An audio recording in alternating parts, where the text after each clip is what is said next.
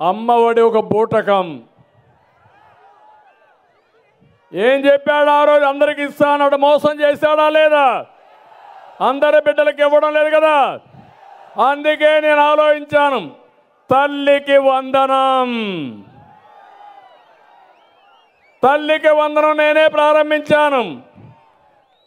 ఆడబిడ్డలు శాశ్వతంగా, మగబిడ్డలు కానీ ఆడబిడ్డలు కానీ బిడ్డలు తల్లులని గౌరవించాలనే ఉద్దేశంతో తల్లికి వందనం తీసుకొచ్చాను.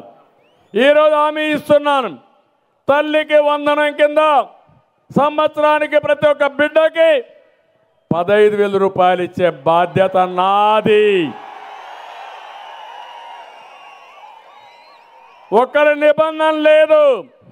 ఇద్దరుంటే ఇద్దరికి ఇస్తా, ముగ్గురుంటే ముగ్గురికి ఇస్తా, నలుగురుంటే నలుగురికి ఇస్తా.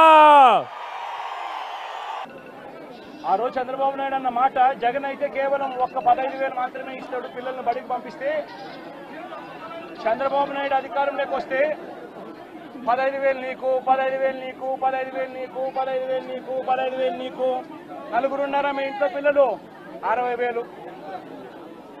మళ్ళా ఇంట్లో వాళ్ళ అమ్మను చూపించి నీకు 18,000.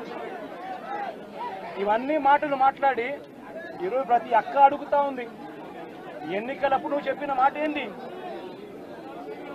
ప్రతి 18 సంవత్సరాలు నిండిన ప్రతి వయసు గల అక్క, 18 నుంచి 59 సంవత్సరాలు గల వయసు గల అక్క చెల్లెమ్మకు ప్రతి నెల 1,500 ఇస్తానన్నావు.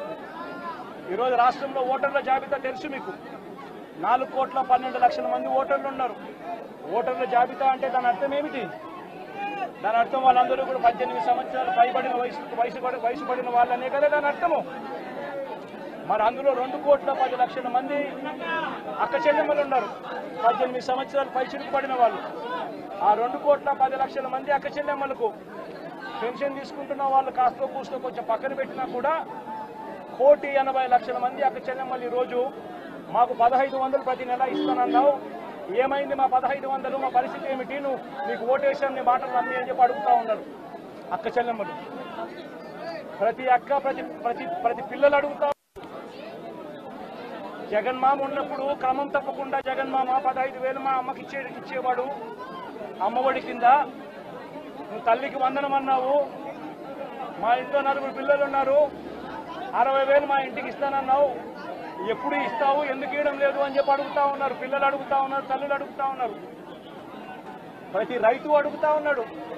వ్యవసాయం మొదలై